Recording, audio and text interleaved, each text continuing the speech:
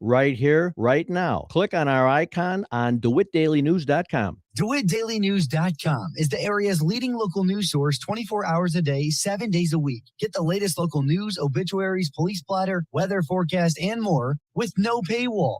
Head to DeWittDailyNews.com to get the local information you need to know.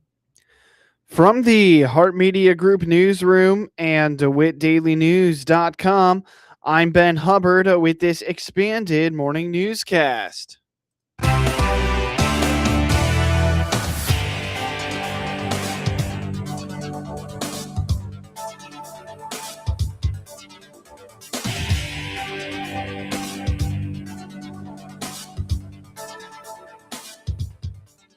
Good morning, and thanks for being with us. I'm your host today, Ben Hubbard. The news is brought to you by Baum Chevy Buick in Clinton, your Silverado headquarters, as well as Connexus, offering fiber internet in Clinton.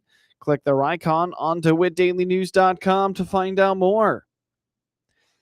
An unstable building on the downtown Clinton Square will be brought down later this spring.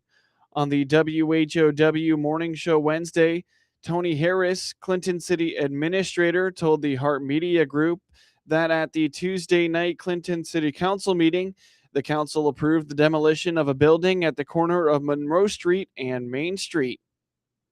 I hate this. I hate it that we're getting involved in tearing buildings down on the square, that we're looking at, took bids to demo a building on a corner of Monroe and East Main. Mm-hmm. It's the building is, and I've taken a couple of calls like, why can't you rehab some of these buildings that you're looking at tearing down? Well, in this particular building, there's no rehabbing. Mm-hmm. As a matter of fact, and Commissioner Ballinger mentioned it last night, that it's a very dangerous and hazard situation in this building. There's no rehabbing.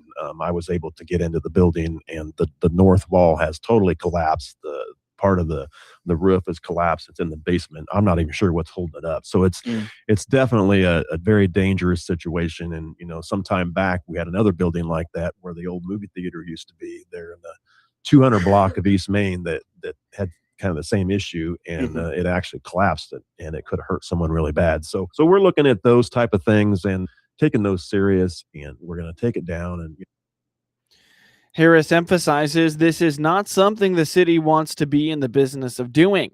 He reminds it is not cost effective. Additionally, bringing down a building doesn't always guarantee something will be rebuilt in its place. No, the city, we don't want to have to front that cost to remove the building, and we don't get that money back when we sell the lots, unfortunately. But whatever the council decides to do with it once it's down with the empty lot, there's been some talk of they don't want to make it a parking lot. They'd rather see another retail business go. Now, will that happen? I don't know. But the goal is, we're not just knocking down buildings and with no plan what's going to go there. We're gonna have a plan in place after they're down as to what the council wants to see. And for my preliminary discussion with council, they'd rather see another retail business there. Okay, so that's our hope. And again, there's a TIF district downtown. It's not the most successful TIF district, but there would be some money maybe available that could help with new construction, a new business downtown. With a busy summer coming up on the square in Clinton, specifically the America 250th celebration, Harris wants that building brought down to completion by that event. Getting those down, that's important to us, just to take that danger away, and then see if we can get some retail business there. We're gonna stay on it with this structural engineer. I meet with him next week, just for him to take a peek at it and see if there's anything that we need to do. There's lots of things to think about doing a project like this. When the building's down, because it was connected, what are those walls going to look like? So we're doing some work, and those walls were interior walls. Now they're going to be exterior walls. So what do we have to do? So, it's not just taking the buildings down and be done with it. We've got some work outside of that. Once they're down, what's wrong with the walls? We took the responsibility of taking the windows down. Now we're going to have to take on the responsibility of repairing the walls, doing the facade work on the walls. So there's been a lot of work that went into this project, and it's taken several months to complete. But I'm hoping that my goal is to get them down before that 4th of July weekend, because it's going to be a big weekend. And we can talk about that in a little bit too with America 250. The City Council will approve the bid for the demolition of the building at its next meeting. The Council Tuesday night also approved the purchase of flock cameras to be placed at the major entry points of the community. Coming up shortly on this expanded newscast, America 250 committee still looking for vendors for celebration. Flock cameras have been a hot topic in Clinton recently, as the city is purchasing them for the major entry and exit points of the community. Clinton Police Chief Ben Lowers understands the criticisms of the cameras, specifically the invasion of privacy concerns. However, he explains that these cameras are not the traditional surveillance camera. Some of the discussion around the flock cameras, I get it. And I want to put that information out there to minimize the misunderstanding of what they're capable of, what they do, and what they don't do. Mm-hmm. The camera is a point-in-time capture at a fixed location. Okay, on a public highway. There's questions about, it's tracking us, violations of our Fourth Amendment, different things of that nature. And many courts have held up that they are not. They're a point in time capture. They do not video. There's no facial recognition involved in them. When we talk about, quote, tracking, this camera does not track. It takes an image of vehicle characteristics and a license plate at a point in time capture. Okay. It's not tracking. It doesn't track speed. It doesn't utilize facial recognition, nothing of that nature. The benefits to us that we have already utilized through other agencies' cameras has been phenomenal. According to Chief Lowers, the software is not tracking vehicles. It is not taking images of people inside the vehicle. The chief calls it a snapshot in time that authorities, and only the authorities, can use to help solve crime. You're on a public roadway. It's not taking an image of the person. It's taking an image of the vehicle, of the plate.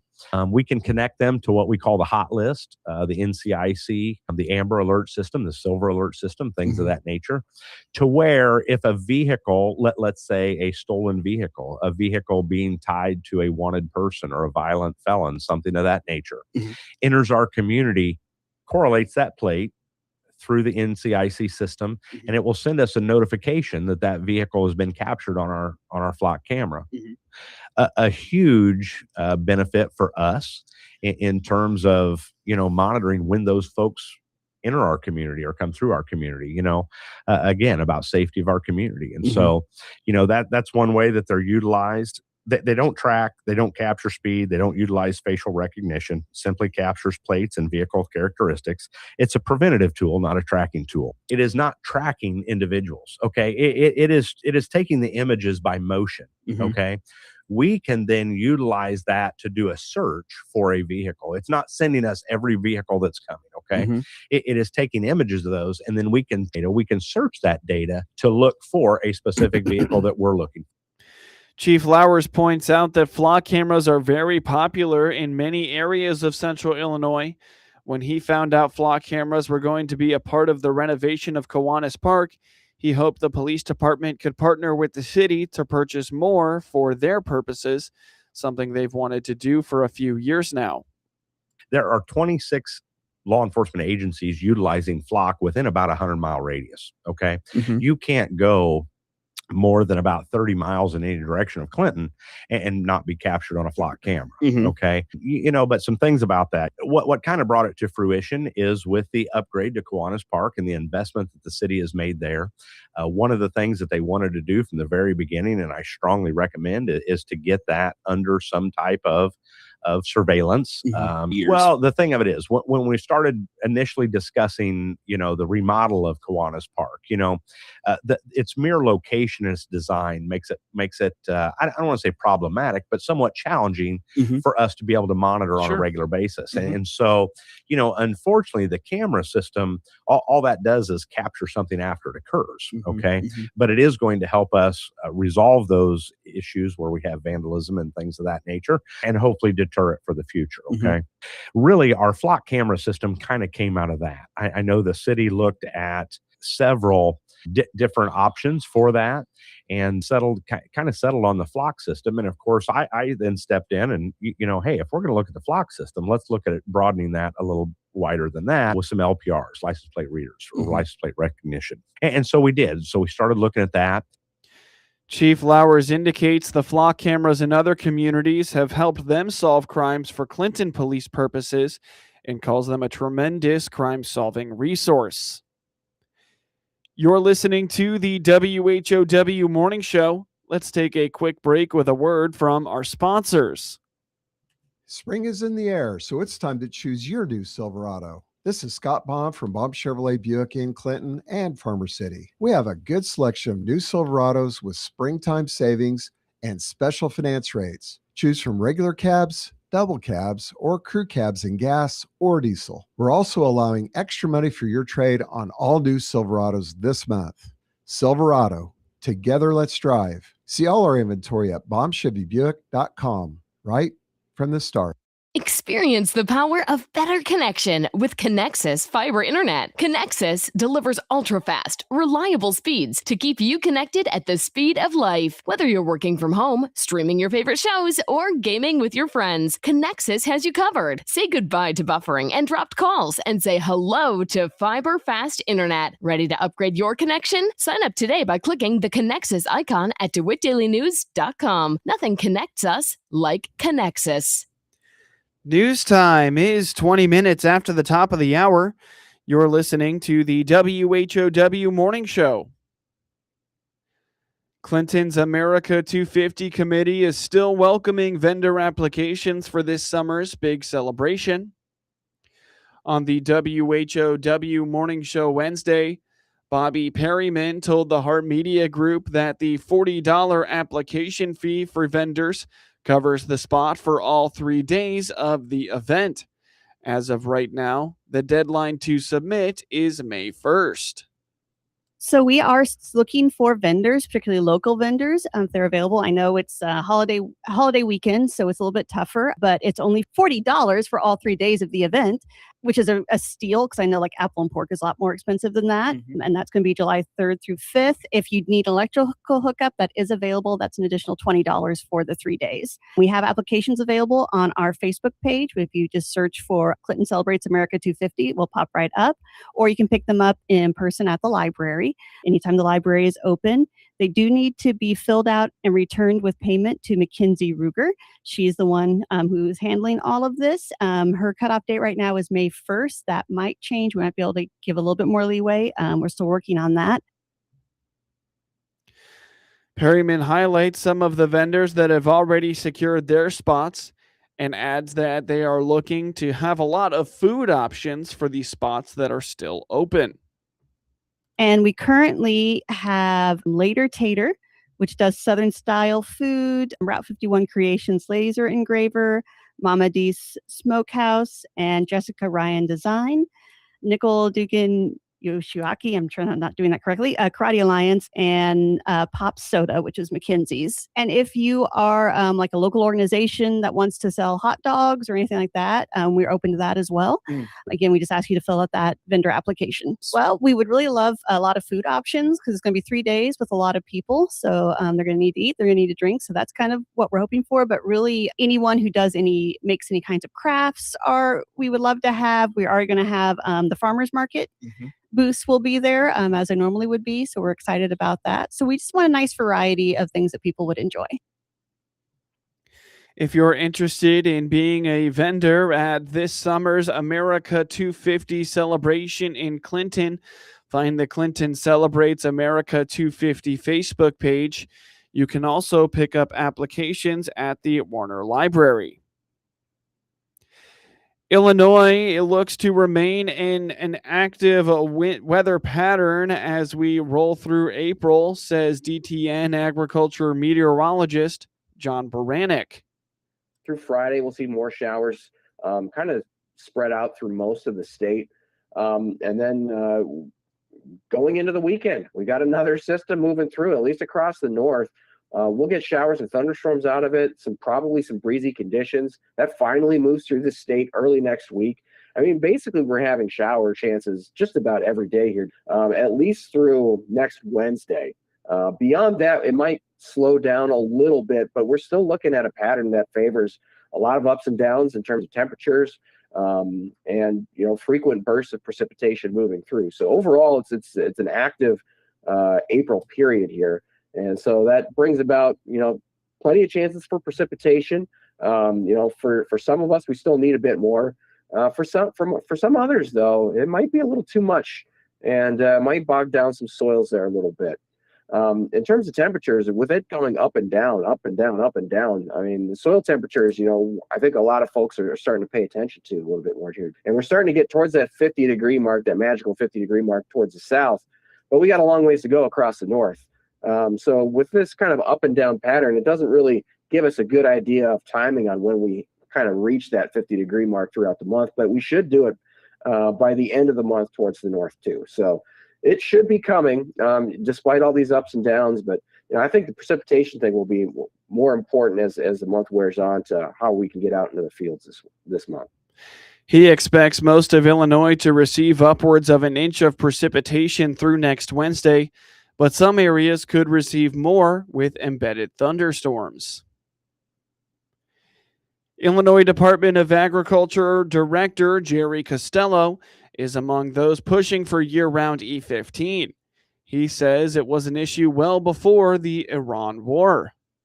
So I can tell you that in the state of Illinois, we have applied for state waivers for the last, I know probably the last 3 years with the EPA. But what we're asking is for Congress to pass year-round E15 for the entire country. And what that would mean, so, not just right now, but, moving forward, what that would mean is an added demand of 1.5 plus billion bushels of corn and added demand of 4.5 billion gallons of ethanol. Those are huge numbers for the Midwest, for agriculture across the country. But Iowa's the number one producer of corn. We're the number two producer of corn. Minnesota is certainly up there in the top four as well. So in the Midwest specifically, it's a game changer. Illinois Governor J.B. Pritzker sent a letter to Congress last week urging them to pass legislation that would allow year-round sales of E15. National 4-H Showcase event is more considered a working conference, with several student participants this year presenting their views on technology and artificial intelligence in agriculture. Rod Bain reports.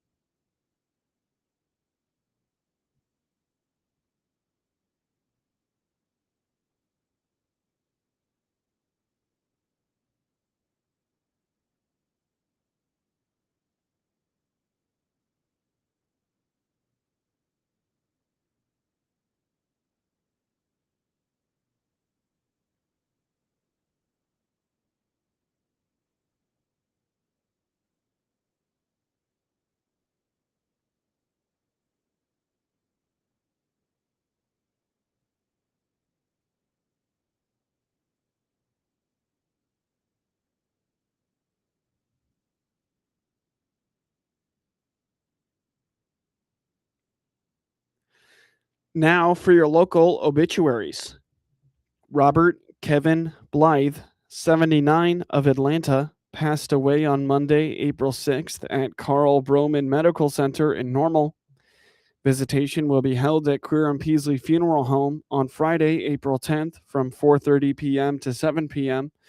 Masonic rites will begin at 7 p.m. Graveside services and burial will be held at Keller Cemetery in Lovington on Saturday, April 11th at 11 a.m. Memorials may be made to the Atlanta Rescue Squad. Final arrangements are entrusted with Queer and Peasley Funeral Home of Atlanta. Get news anytime from your computer or your mobile device at DeWittDailyNews.com. With SRN News, I'm Rich Thomason in Washington. Disagreement over the parameters of the U.S.-Iran ceasefire, which so far has been holding. The dispute has to do with Israel's deadly attacks on Hezbollah targets in Lebanon. Vice President Vance, who will lead the U.S. delegation in peace talks this weekend, insists that Lebanon is not part of the ceasefire agreement. The Lebanon issue has prompted Iran to close the Strait of Hormuz again. That brings a warning from President Trump about a possible resumption of U.S. attacks. Police in the Bahamas have arrested the husband of a Michigan woman. She vanished from a boat last weekend. The Coast Guard says it has opened a criminal investigation. The husband has not been charged with anything at this time. The Artemis II astronauts continue their homeward bound journey, all going according to plan. The crew expected to splash down tomorrow. The waters off Southern California. Stock futures in the red. This is SRN News. I'd like to tell you about a man named Phineas who as a child survived the Holocaust. Phineas survived because Christians hid him from the Nazis, risking everything to save his life. Today, Phineas is in his 80s. He can no longer stand on his own or even leave his home to receive medical care. And when sirens sound and missiles fall, he doesn't have the time or the strength to reach safety. But once again, Christians are helping to save his life.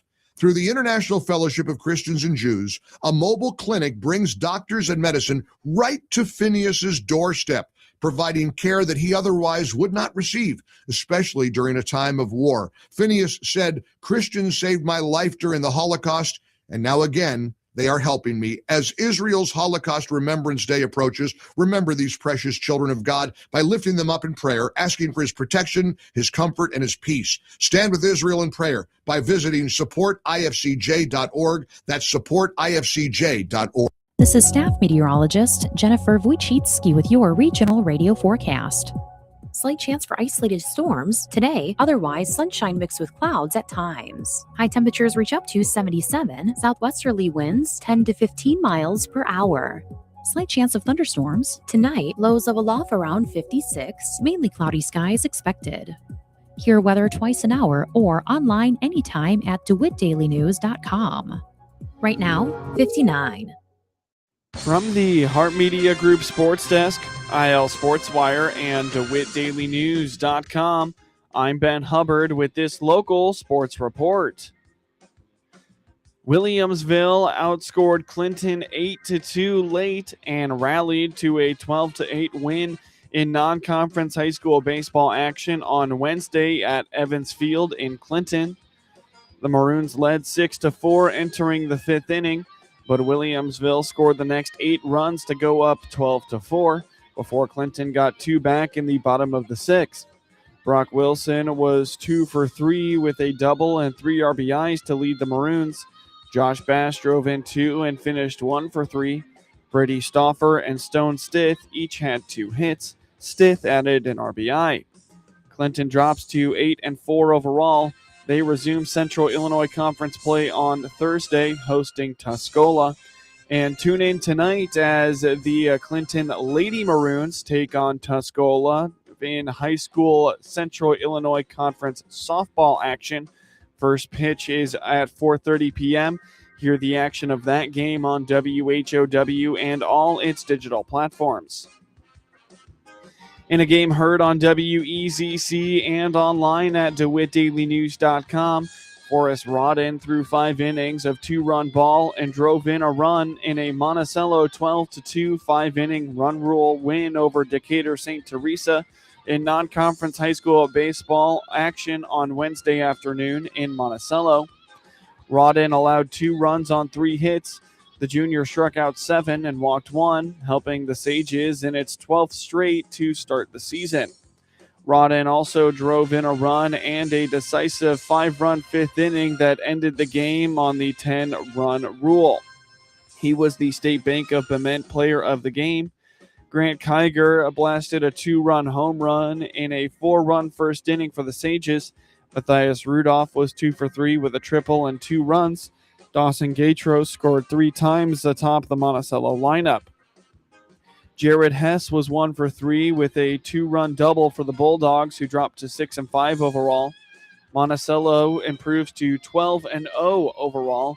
They open Illini Prairie Conference action on Thursday at Tolono Unity.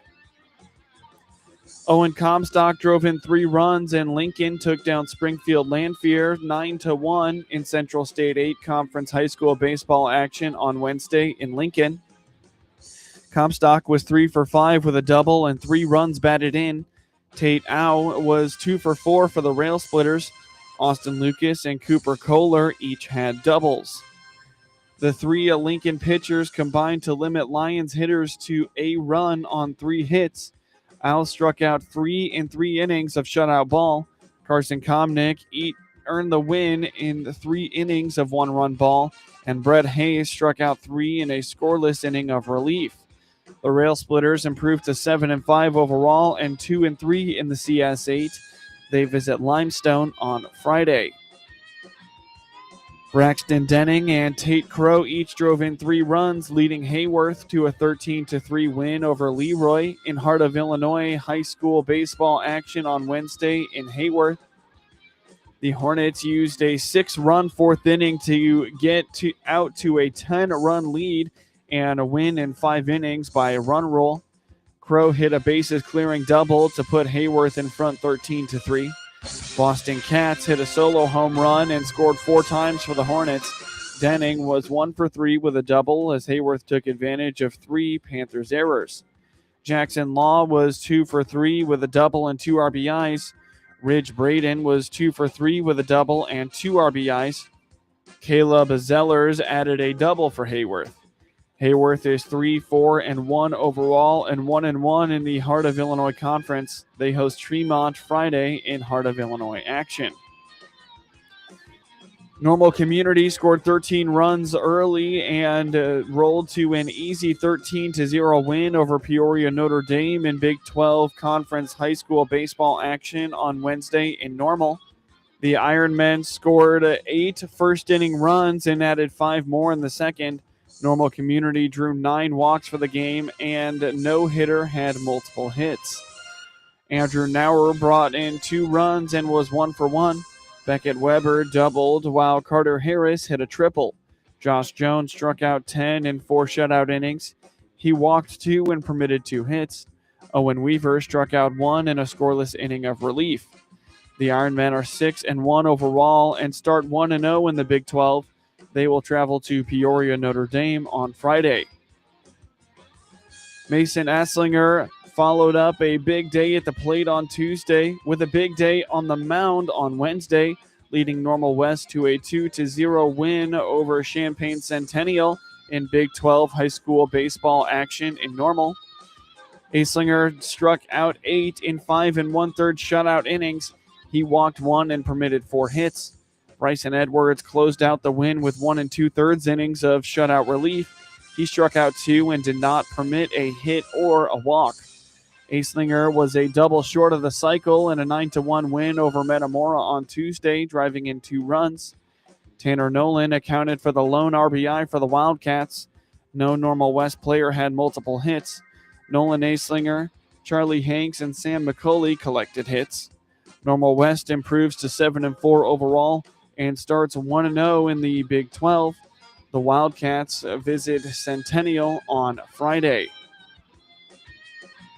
Brooklyn Burton drove in 5 runs, and Warrensburg-Latham powered past Cerro Gordo-Bement 10-0 in 5 innings in a run rule win in non-conference high school softball action on Wednesday in Cerro Gordo. Burton was 2 for 4 with a triple. Amelia Coble was 1 for 2 with a triple, a run driven in, and walked twice at the top of the Lady Cardinals order.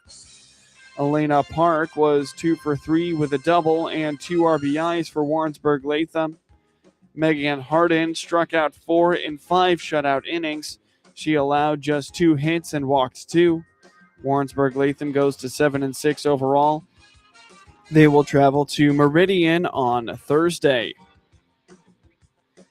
Taylor Ward drove in 2 runs and scored another, and the Baltimore Orioles beat Chicago 5-3 for their 9th straight win against the White Sox on Wednesday afternoon. The White Sox fell to the Orioles at Wright Field on Wednesday afternoon to finish the season-opening homestand at 3-3.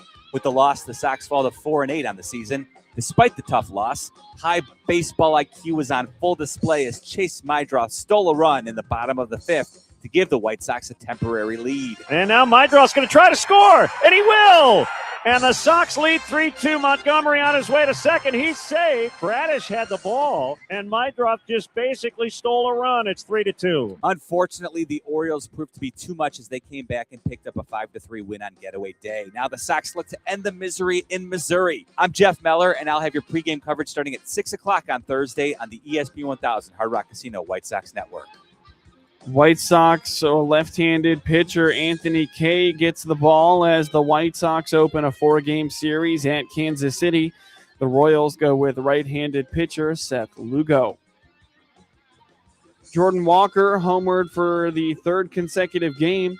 Michael McGreevy earned his first victory of the season, and the St. Louis Cardinals defeated the Washington Nationals 6-1 on Wednesday. Alec Burleson had 3 hits and drove in 3 runs for St. Louis, which won 2 of 3 against the Nationals and finished 3 of 3 on a road trip that began in Detroit.